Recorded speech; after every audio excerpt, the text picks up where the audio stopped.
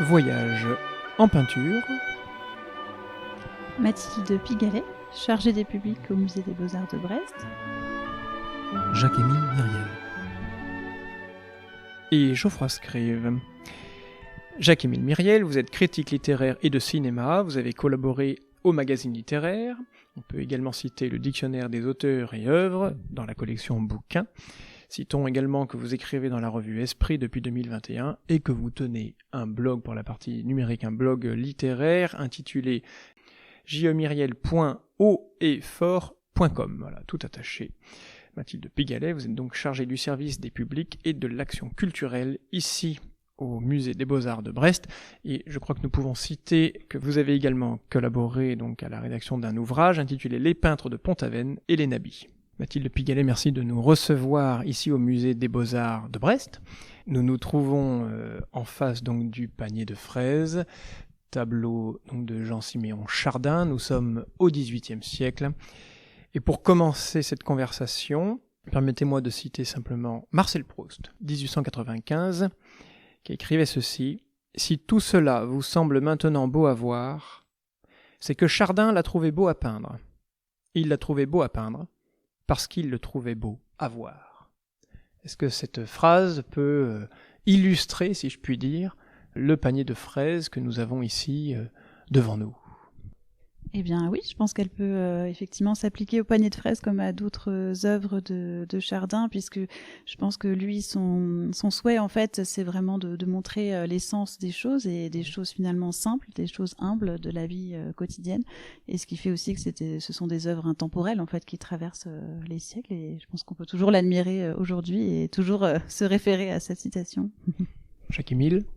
Moi je pense que c'est un grand événement de voir ce tableau aujourd'hui à Brest, puisqu'il a été prêté par le Louvre qu'il a acquis au début de l'année 2024, pour 24 millions d'euros d'ailleurs. Précisons peut-être qu'il a été acheté lors d'une vente aux enchères. Est-ce que vous, à l'époque, vous aviez eu connaissance de cette vente ? Est-ce que vous aviez pu la suivre l'un ou l'autre ? Alors, nous, c'est vrai que dans le monde des musées, on suit effectivement les ventes aux enchères. Après, on les suit de plus ou moins loin en fonction de l'intérêt qu'on porte aux artistes. Alors évidemment, le tableau est magnifique, mais on n'avait aucune prétention de l'acquérir. Donc, on en a entendu parler par rapport au record, effectivement, de la vente. Mais voilà. Et effectivement, l'œuvre avait été achetée au départ par un galeriste américain. Donc, elle était destinée à quitter le territoire français. Et saviez-vous que des Brestois y avaient participé ? Oui, nous le savions, puisque en fait, parmi eux, il y a des personnes qui font partie de l'association des Amis du Musée des Beaux-Arts de Brest. Donc, effectivement, de ce point de vue-là, on était au courant. Oui. Donc, au niveau du calendrier, il se trouve ici au Musée des Beaux-Arts depuis le 27 ou le 28 juin, je crois. C'est le 2 juillet, exactement. Le 2 juillet, exactement. Donc, arrivé ici, et il sera présent jusqu'à fin septembre ? Alors, jusqu'au 22 septembre, qui correspond au week-end des Journées européennes du patrimoine. Voilà. Donc, visible tous les jours d'ouverture du musée. Tous les jours d'ouverture, donc tous les jours sauf le lundi. Voilà. Et alors, quelle est simple question peut-être, mais quelle est la réaction du public entre ceux qui viennent exprès le voir, peut-être pour la première fois réellement, pour ceux qui y reviennent, et puis pour ceux qui le découvrent tout simplement, par rapport aux autres pièces exposées ? Oui, alors effectivement, vous avez bien décrit, il y a des gens qui viennent vraiment exprès pour le voir, et puis d'autres qui le découvrent, et je pense que dans les deux cas, c'est vraiment une fascination en fait que crée ce tableau, et ce qu'on apprécie nous beaucoup, c'est que en fait, il a une pièce dédiée dans le parcours du musée, ce qui invite, je pense, encore plus à la contemplation et au fait de passer du temps en fait devant cette œuvre, et c'est très très appréciable, et effectivement les personnes passent beaucoup de temps à l'observer, et parfois lors des visites à nous poser aussi des questions sur la manière de peindre de cet artiste qui est assez exceptionnel effectivement pour son temps. Je pense qu'il faut dire aussi où est-ce que ce tableau était avant. Donc il a été acquis au 19e siècle par un collectionneur qui s'appelait François Marsille, qui l'avait déniché chez un brocanteur. Et donc ce tableau est resté dans cette famille, d'où son état de conservation pratiquement parfait. La propriétaire du tableau acceptait de prêter au musée, si on faisait la demande, ce tableau de Chardin, et donc il a voyagé dans le monde entier jusqu'au Japon. Et donc maintenant, il est au Louvre. Justement, revenons peut-être sur les échanges entre ici, le musée de Brest, et le Louvre. C'est le Louvre qui vous a proposé de le recevoir Oui, c'est le Louvre qui nous l'a proposé, mais en fait, ça vient dans la continuité en fait d'une relation assez étroite que le Louvre a avec Brest et avec le musée depuis le 19e siècle en fait, et qui s'est conclue en fait cette année par la signature d'une convention de partenariat. Donc c'est aussi dans ce cadre-là effectivement que Brest a pu apparaître comme une destination privilégiée pour ce tableau, dans la mesure où le souhait du musée du Louvre c'était de entre guillemets faire une tournée à ce tableau pour qu'il puisse être vu par d'autres publics que ceux du Louvre en fait. Donc il a été d'abord au Louvre-Lens et ensuite il ira à Clermont-Ferrand après Brest. Ah oui. Voilà. D'accord. Donc on fait partie des 3 étapes en région, donc on est effectivement très très fiers et ravis de pouvoir l'accueillir à Brest. Donc pour un peintre qui n'a pas tellement voyagé, ses œuvres, elles... Et voilà, exactement. Ses œuvres rattrapent un petit peu... la sédentarité voilà, c'est de ça. leur auteur. Oui, parce qu'effectivement, il a très peu voyagé. On disait même que son fils a passé du temps en Italie et que même lui n'est pas allé spécialement le voir. Donc c'est vrai que c'est assez surprenant. Est-ce que vous voulez que je revienne un peu sur l'histoire du lien entre Brest et le Louvre peut-être? Oui, voilà. J'allais vous poser la question. Donc effectivement, il y a des liens depuis le 19e siècle, pendant la guerre en fait de 1870, où en fait l'arsenal de Brest va accueillir 293 chefs-d'œuvre du musée du Louvre. Et en fait, l'arsenal de Brest est vu vraiment comme un lieu où les œuvres vont être bien protégées. Alors non seulement parce que c'est un arsenal qui s'est modernisé en plus donc sous le Second Empire, mais aussi parce qu'on imagine en fait que ça puisse être un port assez facile de départ en fait si jamais les choses s'envenimaient. Voilà. Et alors pour l'anecdote, c'est assez rigolo parce qu'au départ les œuvres étaient censées être stockées sur une frégate. Donc nous bon aujourd'hui ça nous fait un peu rire parce que c'est vrai qu'on a des conditions de conservation qui sont extrêmement exigeantes et extrêmement étudiées. Donc, se dire que les œuvres auraient été sur une frégate. Voilà. Bon, finalement, elles ont été conservées dans un bâtiment de l'Arsenal et ça a duré pendant un peu plus d'1 an. Et pendant ce temps-là, il y avait un conservateur du Louvre, en fait, qui était là pour veiller sur les œuvres, s'assurer qu'elles étaient dans des bonnes conditions, il ouvrait les caisses pour voir si elles étaient toujours en bon état. Et donc ce conservateur qui était sur place à Brest a pu rencontrer en fait des personnes de la Société académique de Brest qui à ce moment-là commençaient à mûrir un projet pour un futur musée. Voilà, et donc les liens se sont maintenus ensuite lorsque ce conservateur est rentré à Paris et lorsque le musée de Brest s'est créé donc en 1877 dans l'ancienne Halle Aublé, on a pu bénéficier, enfin le musée a pu bénéficier de dépôts de l'État grâce à ces liens qui s'étaient créés. Voilà, donc finalement dès l'origine en fait du premier musée de Brest qui a été ensuite détruit pendant la Seconde Guerre mondiale, on a pu avoir ces liens. Et puis les liens se sont poursuivis ensuite après la Seconde Guerre mondiale, puisque là une grande partie de la collection et évidemment le musée lui-même a été détruite.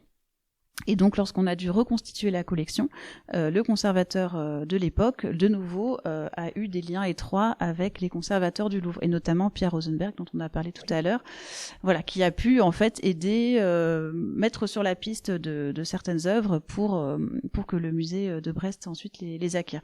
Voilà. Et aujourd'hui, donc, on ouvre un 3e chapitre de cette collaboration avec l'accueil du panier de fraises et puis cette convention de partenariat.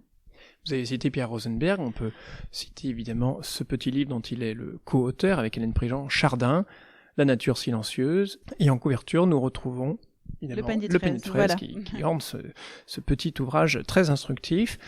Je vais citer également Éric Turquin, expert, qui dit ceci. En 1761, Chardin est au sommet de sa peinture. Il est pur produit de cette bourgeoisie éclairée du XVIIIe siècle. Il cherche à mettre en valeur les valeurs et l'importance de la vie familiale. Et c'est vrai que dans les toiles de Chardin, nous avons des scènes du quotidien. De la vie silencieuse, presque dans sa simplicité de la vie de tous les jours. C'est en fait un artiste profondément spirituel. Et même s'il n'y a pas de figure ici représentée, on sent le recueillement dans sa peinture et cette toile. Il crée un nouveau type de peinture qui n'aura pas de futur immédiat. Il faudra attendre 100 ans pour que ce type de peinture renaisse. Et vous me disiez, avant que nous commencions cette émission, que parmi le public venant et découvrant cette toile, la plupart, ou en tout cas certains d'entre eux, pensaient que ce tableau était tout droit issu du XIXe siècle. Oui, effectivement, alors pas la plupart, parce que on a des visiteurs qui sont pas forcément connaisseurs, voilà, mais pour certains, effectivement, ils pensaient plutôt à une toile réaliste, en fait, du 19e, donc c'était assez amusant pour nous qui connaissons effectivement l'histoire de l'art, qui savons que c'est du 18e, parce que je pense que certains visiteurs, en fait, sont plus habitués, par exemple, à ce qu'on peut voir dans notre galerie au premier étage, où on a effectivement plutôt des peintures de grand genre, des peintures d'histoire, voilà, donc c'est plus ça qu'ils associent au XVIIIe siècle. Alors la prochaine question sera peut-être plus personnelle pour l'un et l'autre. Déjà, aviez-vous vu cette œuvre avant qu'elle n'arrivât ici? Et ensuite, en la voyant ou en venant la revoir, pour vous, Jacques-Émile, puisque vous êtes venu, je crois, 4 fois l'admirer ici, tout simplement, que vous inspire-t-elle? Quel sentiment, puisque nous parlons de sentiment, cette toile peut-elle faire naître en vous? Ce que j'ai constaté en la regardant pour de vrai, et pas seulement sur une photographie, c'est que contempler ce tableau, c'est une véritable expérience. Ce l'était aussi du temps de Diderot, puisque il disait des tableaux de Chardin: approchez-vous, tout se brouille, s'aplatit, disparaît, éloignez-vous, tout se recrée et se reproduit. Donc par conséquent, ça veut dire que il faut regarder ce tableau à telle ou telle distance, la distance idéale étant entre 6 et 8 mètres, d'après le journaliste du Monde Philippe Dagen, qui ajoutait pour que les formes prennent toute leur densité, l'espace sa profondeur, les couleurs leur éclat. Et c'est vrai que c'est un tableau qui semble bouger, un tableau qui semble tout à fait vivant. Donc au fond c'est plus qu'une nature morte, c'est quelque chose de tout à fait extraordinaire. Et les tableaux de Chardin ont inspiré bien sûr des peintres ultérieurs comme Cézanne, Matisse, Braque et même Morandi. Donc il y a une portée spirituelle, on pourrait dire, je reviendrai peut-être tout à l'heure à ce tableau. Oui, mais je vous rejoins un petit peu sur la notion d'expérience, effectivement. Enfin, je trouve que c'est presque une expérience sensorielle, en fait, parce que tous les sens sont en éveil quand on regarde ce tableau. Les yeux, bien évidemment, mais assez vite vient le goût aussi. Et puis, voilà, je trouve qu'il y a un choix au niveau des textures qui est extraordinaire. C'est-à-dire que chaque objet, en fait, est soigneusement choisi pour sa texture, sa couleur, sa capacité à prendre la lumière. Et puis, on arrive presque à un moment à sentir en fait l'odeur des fruits. Et puis moi, ce qui m'a énormément plu, on en a aussi un petit peu parlé tout à l'heure, c'est le jeu de transparence. Alors évidemment, ça se voit déjà sur les reproductions, mais le voir en vrai, c'est encore plus exceptionnel, je trouve, d'arriver à un tel degré de transparence et de jeu en fait sur la transparence, entre la transparence de l'eau, la transparence du verre et puis les différents reflets qui s'y retrouvent. Donc voilà, je trouve que c'est vraiment une œuvre qui invite à la contemplation. Et peut-être pour faire une petite citation aussi à mon tour, je voulais peut-être vous donner une phrase qui est rapportée par Cochin, mais qui serait des propos de Chardin lui-même, et qui dit « On se sert des couleurs, mais on peint avec le sentiment ». Voilà, et c'est quelque chose que j'apprécie beaucoup parce que nous, au musée, dans notre manière d'aborder la médiation avec les publics, on est aussi dans cette idée que les publics n'ont pas à avoir de prérequis pour pouvoir comprendre les œuvres et qu'ils doivent se laisser en fait aller à la contemplation, et je trouve que cette œuvre vraiment s'y prête énormément, donc on peut tout à fait y trouver plein de choses même sans connaître le contexte de l'époque. Personnellement, j'ai envie de faire écho à la couleur rouge entre celle des fraises et celle des 2 cerises, et au sens que vous évoquiez tout à l'heure, Mathilde Pigalet, j'ajouterais quasiment le toucher. On sent que par le jeu des couleurs sur ces cerises, on peut sentir la tension de la peau de ces 2 fruits représentés ici. Et au contraire de cette tension, on peut sentir la douceur des 2 œillets. Le toucher est vraiment très différent entre les fraises, les cerises, le velours un peu du feuillet, et puis il y a bien sûr le verre, la matière du verre d'eau qui est là. qu'on devine.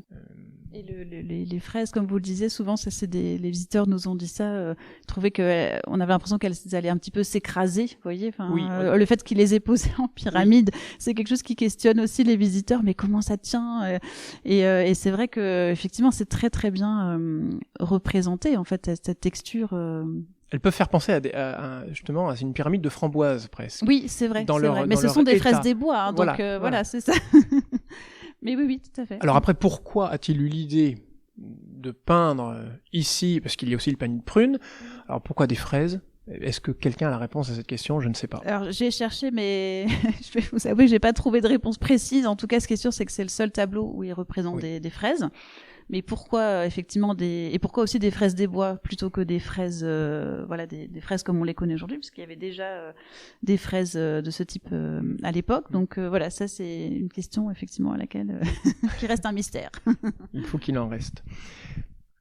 Je pourrais dire que on peut noter que le répertoire de Chardin dans ses natures mortes est plus ou moins limité, parce qu'il a fait au total, dans sa vie, il a peint assez peu d'œuvres, donc ça veut dire que il travaillait beaucoup chacune, et chacune était pour lui une espèce de recherche.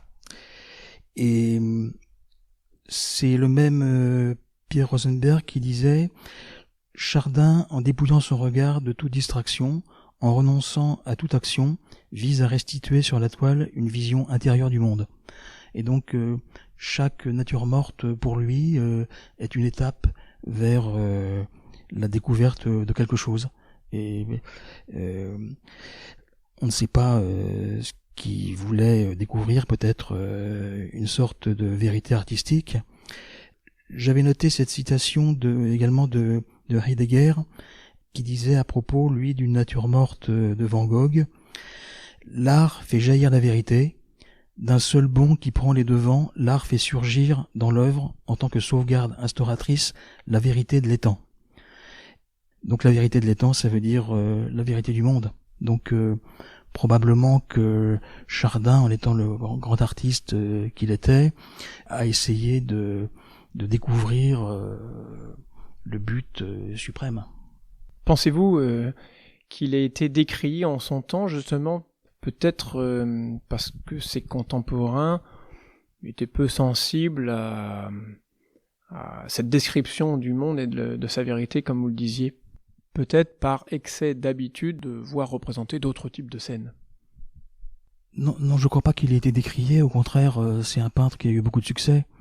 Il a été reconnu d'ailleurs par ses confrères et par le public aussi.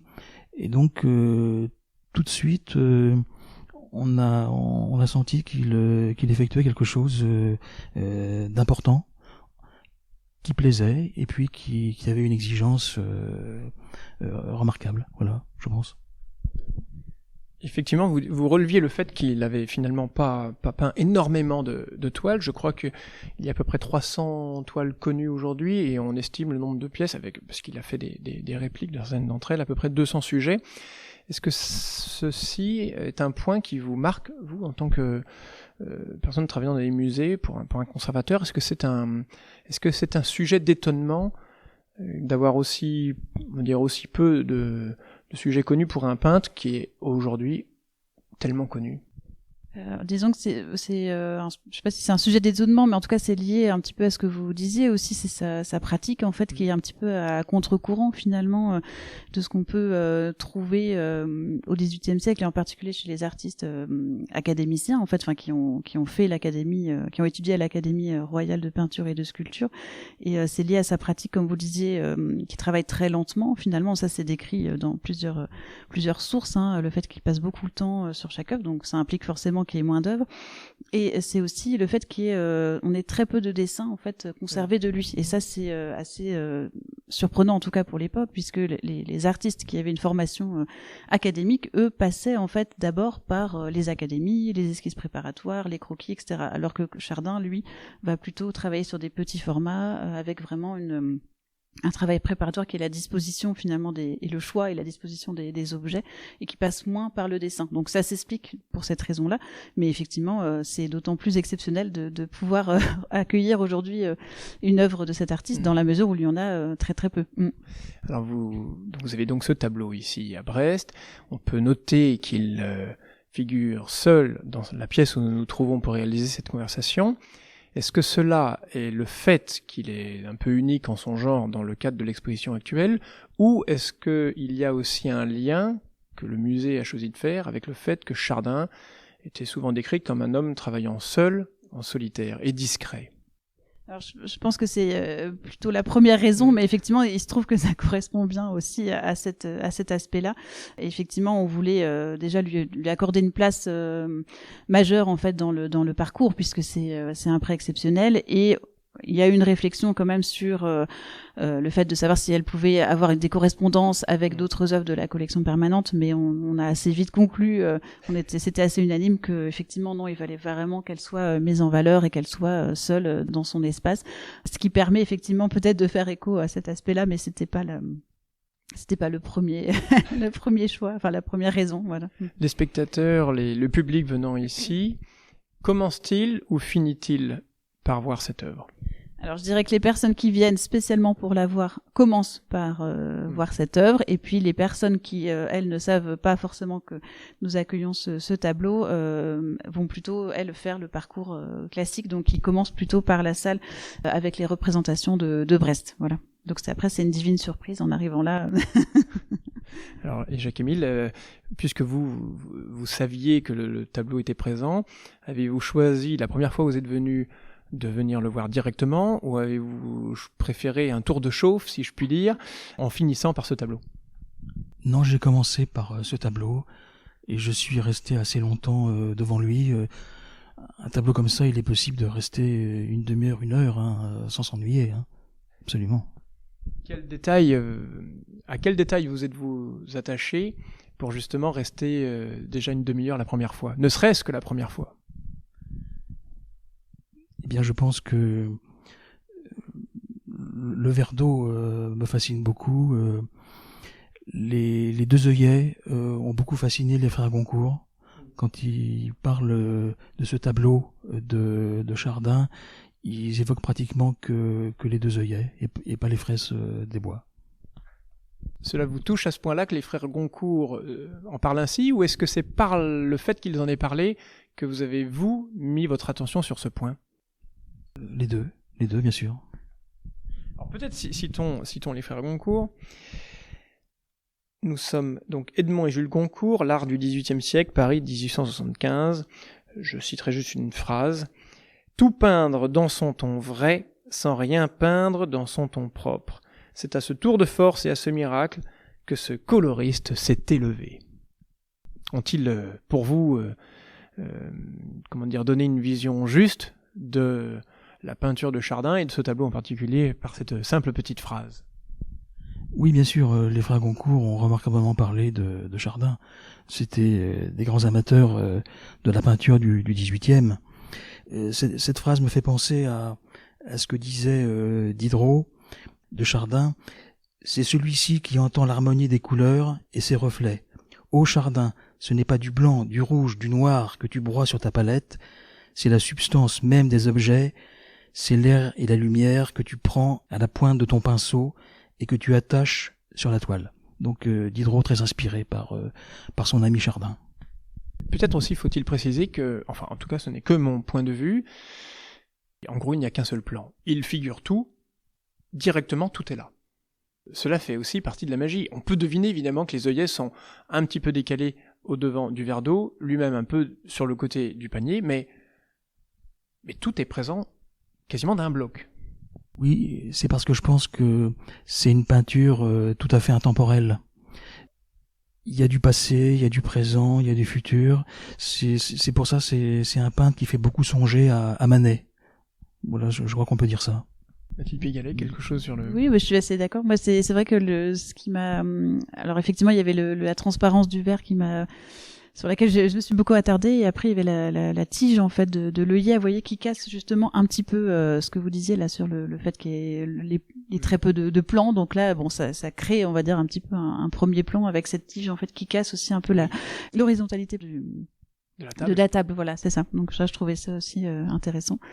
Et moi, ça me faisait penser un petit peu les tiges là des œillets, ça me faisait penser aux asperges de Manet justement, parce que vous parliez de Manet. Donc, et je pense que c'est un peu ça aussi que les visiteurs peuvent voir quand ils nous parlent du 19e, c'est ce côté finalement assez moderne dans cette représentation de nature morte qui va beaucoup inspirer, comme vous le disiez aussi, les artistes après lui. Hein. Alors. Mais c'est pas la seule composition qui est sur ce type-là en fait de composition. Hein. Voilà, il y a beaucoup d'œuvres en fait qui sont de Chardin qui sont composées de la même manière avec ce plan de table sur laquelle on dispose des éléments et un fond très sombre, relativement sombre et uni. Donc c'est effectivement un choix caractéristique de Chardin. Avez-vous eu des commentaires particuliers de la part des Brestois qui ont participé à l'acquisition de ce tableau? Alors nous avions une amie du musée effectivement qui est venue dès les premiers jours et qui était très émue en fait de le voir. C'est la seule personne que j'ai moi-même rencontrée. Les autres sont peut-être venus, mais j'ai pas forcément échangé avec eux. Et elle était très très émue de le voir et on lui a du coup offert un petit carton. On avait fait éditer des cartons d'invitation, donc elle en a gardé un pour elle parce que elle avait envie d'avoir vraiment un souvenir de cette œuvre. Voilà. Sinon, j'ai pas eu connaissance d'autres personnes qui seraient venues, mais c'est peut-être le cas. Alors peut-être pour finir, pouvons-nous repréciser les dates et liées donc à cette présence de cette toile au musée? Oui, donc l'œuvre est présentée au Musée des Beaux-Arts de Brest jusqu'au 22 septembre. Et vous pourrez suivre, si ça vous intéresse, des visites éclairs, donc tous les mardis pendant l'été à 11h. Et ensuite, lors des journées du patrimoine, donc le samedi 21 et le dimanche 22 septembre. Voilà. Si vous voulez en savoir plus sur l'œuvre. Jacques-Émile, peut-être un dernier mot par rapport à votre impression personnelle ou certains auteurs que vous nous plaisez à citer par rapport à ce tableau? Non, j'ai cité les auteurs essentiels, Diderot, les frères Goncourt, et puis Pierre Rosenberg, qui a écrit plusieurs monographies sur Chardin. C'est le grand spécialiste mondial de Chardin. À noter aussi le très beau livre de Jean Storobinski, L'invention de la liberté 1700-1789, aux éditions Skirard et édité chez Gallimard. C'est un ouvrage de référence sur le XVIIIe siècle et il parle beaucoup de Chardin. Puis on peut lire aussi sur Cézanne, qui est un adepte de la nature morte et puis qui a sans doute beaucoup étudié Chardin. L'étude de Maurice Merleau-Ponty, Le doute de Cézanne, qui est un texte que j'aime beaucoup. Merci Jacques-Émile pour toutes ces citations que les auditeurs ne manqueront pas d'aller voir s'ils veulent compléter leur connaissance à la fois sur ce tableau et surtout sur ce peintre. Merci à tous deux et à bientôt. Merci à vous. Merci.